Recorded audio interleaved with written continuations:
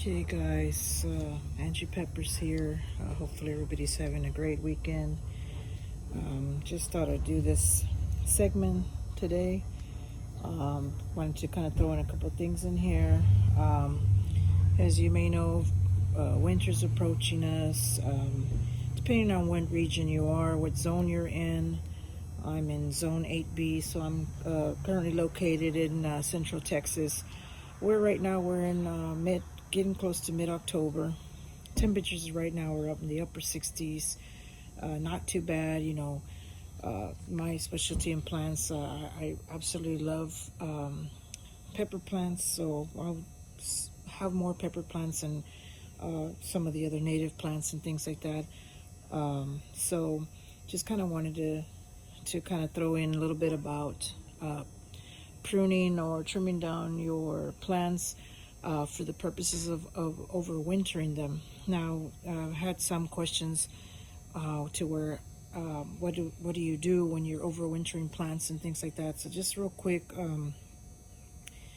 basically plants that you intend, like for example perennials that are going to be coming back for the following seasons. Some of you might want to be taking them indoors, which is fine. When you keep the temperatures, the room temperature in the 70s, upper 60s in your home, that's fine.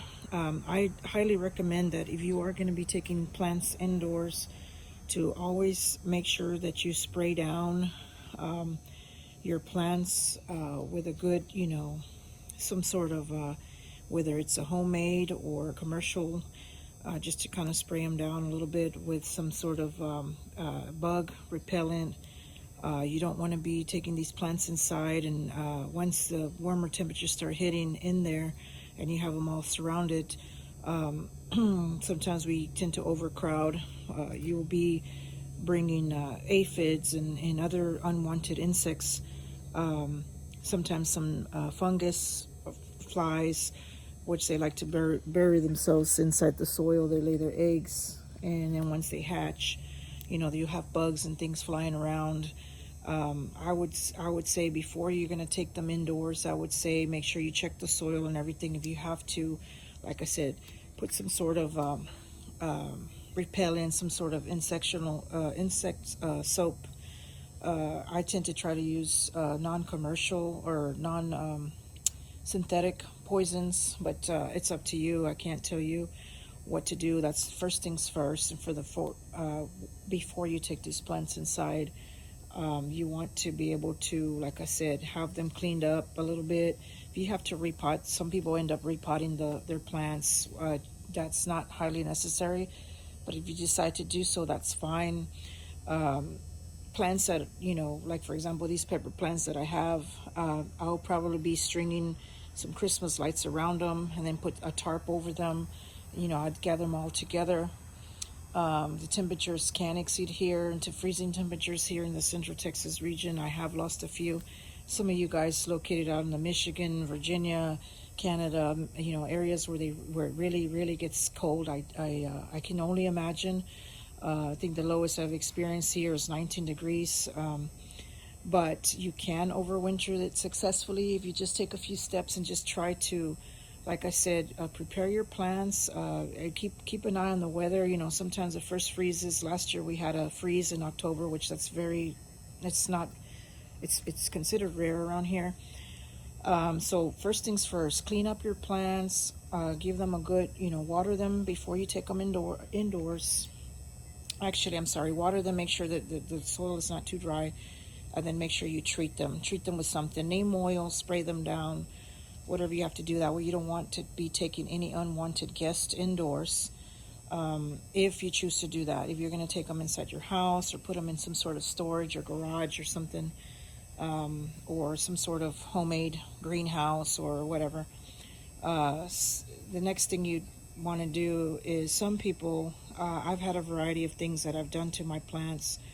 Some people ask how much, if they're going to cut down the plants to make room, how much they're supposed to cut. Like, if you notice this ornamental plant right here, if I wanted to trim this down, I would probably trim it down just maybe leave just trim off the top parts of it a few inches, not more than 6 inches. If you want to trim it down a little bit, that's the next step that you want to do, is just trim them down a little bit, to leave some room. Like I said, some of these perennials are still blooming. They're still producing flowers and things like that, which this, again, it just all depends on the season. Depends on Mother Nature as well.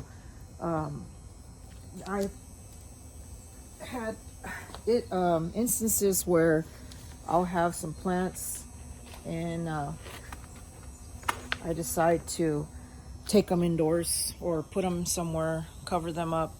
See, this is considered a native around here. This is a finca.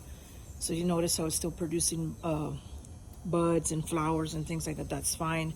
I've taken these inside and have overwintered them, or I corner them somewhere in the back of the house outside, and then I just string lights all around and then put a tarp over.